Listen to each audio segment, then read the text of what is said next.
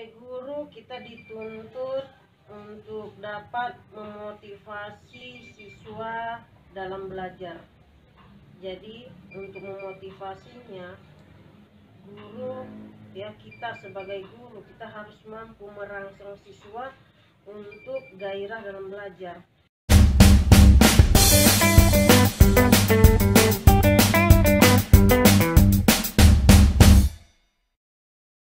Assalamualaikum warahmatullahi wabarakatuh.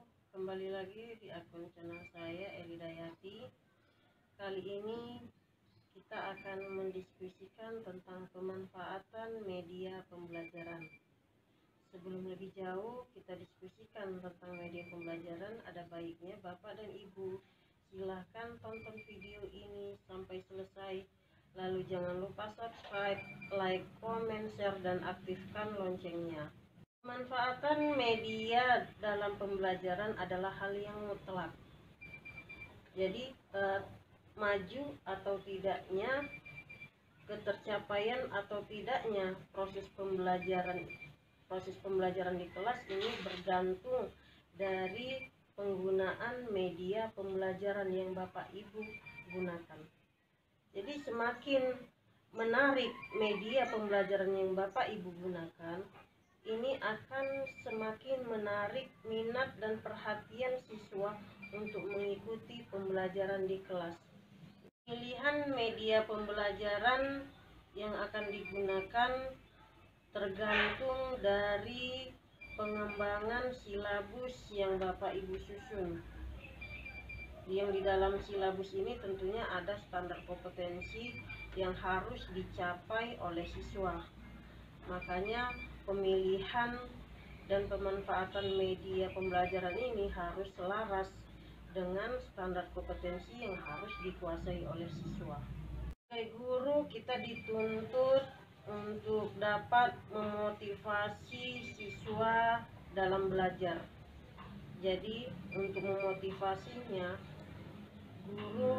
kita sebagai guru, kita harus mampu merangsang siswa untuk gairah dalam belajar. Jadi untuk menimbulkan gairah ini tadi, guru juga harus bisa menggunakan media-media pembelajaran. Apakah media pembelajaran itu yang digunakan di dalam kelas ataupun di luar kelas. Media pembelajaran ini tentunya akan mempengaruhi hal yang positif kepada siswa. Di sini nanti akan bisa kita lihat reaksi positif dari siswa ini tadi, tertarikkah dengan pembelajaran atau tidak dari pemanfaatan media yang sudah kita gunakan. Nah, jadi peran media ini di dalam pembelajaran ini tentunya sangat besar sekali. Makanya tadi di awal sudah saya katakan bahwa penggunaan media dalam pembelajaran adalah hal yang mutlak. Artinya ini wajib digunakan. Tidak ada belajar tanpa media. Jadi mau bagaimanapun kondisi pembelajarannya, ini harus menggunakan media. Nah, jadi kenapa menggunakan media? Dari media ini hal apa yang ingin kita sampaikan kepada siswa? Ini akan disampaikan melalui media ini tadi. Medialah yang menyampaikan sebagai penyampai pesan kepada siswa. Siswa akan mengerti pesan apa yang ingin kita sampaikan melalui media ini tadi. Jadi pintar-pintarlah kita sebagai guru di dalam mengolah pembelajaran ini, harus pintar juga mengolah media apa yang tepat sesuai dengan materi pembelajaran. Jadi tidak semua media itu bisa kita gunakan untuk semua materi pembelajaran. Tidak, ini harus disesuaikan dengan materi apa yang kita gunakan. Ini harus yang menjadi perhatian. Kita lihat ke sekolah, ke lingkungan di mana tempat kita mengajar. Tentunya lingkungan tempat kita mengajar ini berbeda dengan lingkungan sekolah yang lain. Jadi tidak sama.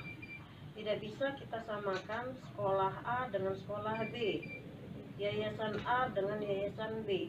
Jadi berbeda satuan pendidikan itu satu dengan yang lainnya, tidak sama. Apakah tidak sama ini dari berbagai aspek ini bisa kita lihat, apakah itu dari akreditasinya, kemudian dari fasilitas sarana prasarana, dan masih banyak lagi yang lain.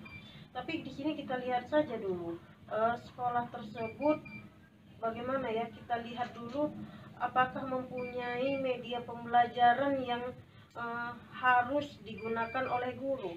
Tidak semua sekolah seperti itu.